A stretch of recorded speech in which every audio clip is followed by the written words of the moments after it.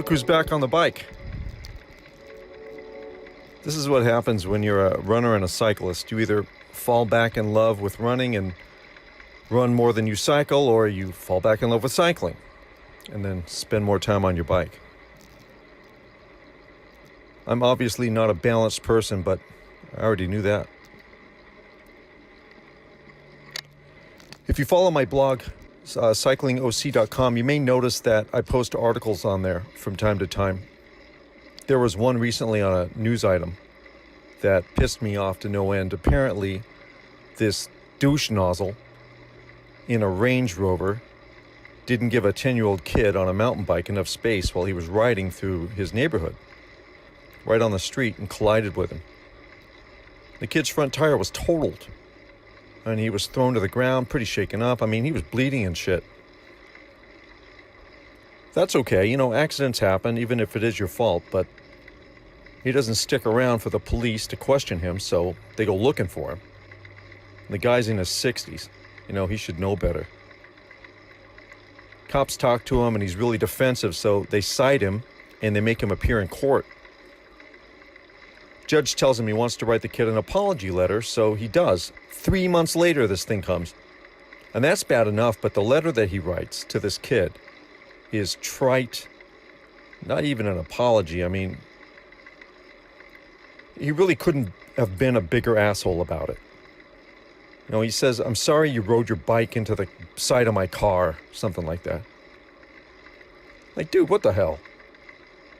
So the kid's parents share the letter with local media outlets, and the judge loses his shit. And because the case was not fully dismissed until this judge was satisfied, he had the option to reopen the case if he felt that this asshole hadn't done the right thing. I mean, the misdemeanor charge wasn't thrown out yet. So the judge calls him back into court February 14th. And I don't know what's happened since then, but I'm sure it'll be in the news. You know, it's hard enough out here for adults on bike lanes, you know, having to deal with sharing the road with cars. Kids riding through their neighborhood shouldn't have to deal with this stuff. I mean, that kid's going to have PTSD about this now. You think he's going to be normal on a bike after this? Even if he's brave enough to, like, get back on the bike. So where I'm riding right now, I haven't had too many issues. And I try to do paths as often as I can, but it gets boring. And I see these fixed gear kids zipping in between cars in New York City, and it's just a wonder to me how they're still alive. I think you really have to not give a shit in those situations. Just ride on the offense, not the defense. Nerves of steel, just like your bike.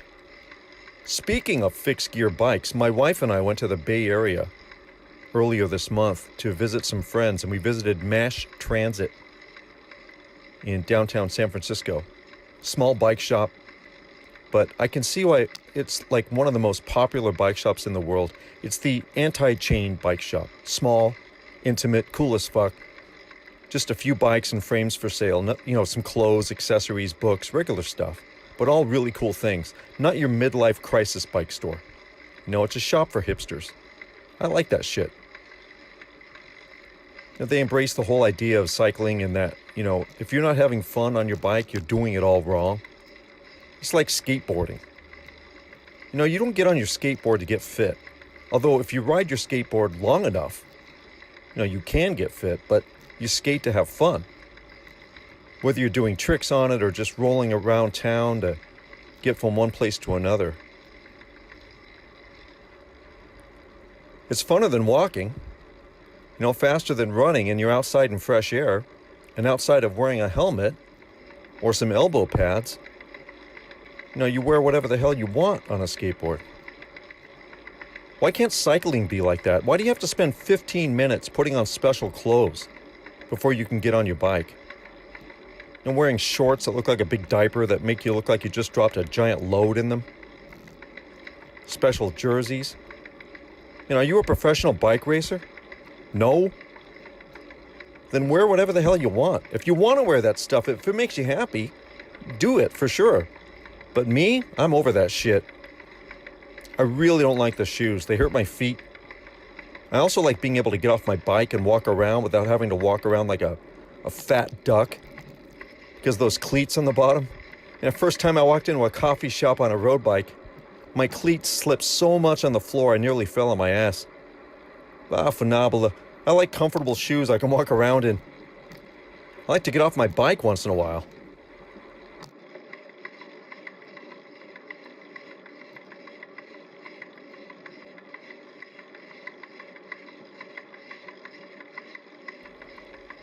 Speaking of bike shops, Performance Bikes is closing down nationwide, so they're done.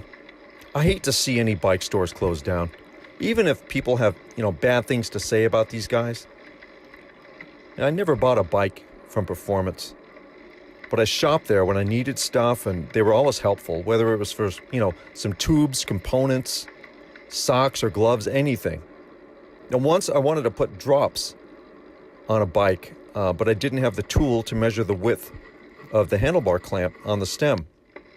So I brought the original handlebar off the bike and, the mechanic measured it for me. No problem.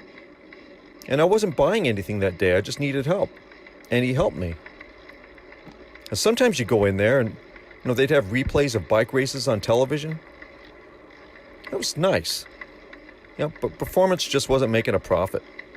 And the article I read said that they'd taken a big box approach, and it resulted in low margins. And that means you have to sell a lot of bikes. And I don't remember ever going in there and seeing a bike that gave me a boner. Go to a locally owned tiny bike shop, you'll see some really worthy bikes. And they might not always be cheap, but they'll be something that you want. Hey, this episode's a downer. Let's talk about something more uplifting. Like what happened in Australia in January. Did you see this? Not the Tour Down Under race. This old dude was riding a really expensive Pinarello road bike, which he had retrofitted with a lithium battery, basically turning it into an e-bike so he could climb hills easier. That sounds great, right? Well, no. The damn thing exploded and caught fire, burned his ass right through his Lycra diaper. He throws the bike down to the ground and it catches a field on fire. The firefighters said when they got there, the flames were like 10 feet high. I don't have anything against e-bikes. And this guy was an old dude in his 70s. He needs a little help getting over a hill. More power to him, right? I just hope that if any of these Tour de France cheats try to sneak a motor into one of their bikes, that this same thing happens. You think watching a bike race is boring? Wait until a bike catches fire and you see a pro cyclist running into a field with flames shooting out of his ass. The ratings will go through the roof. All right, I'm going to wind this one down. Thanks for riding with me today. Until the next ride, my name is Phil. This has been another episode of Spokes. Be safe out there.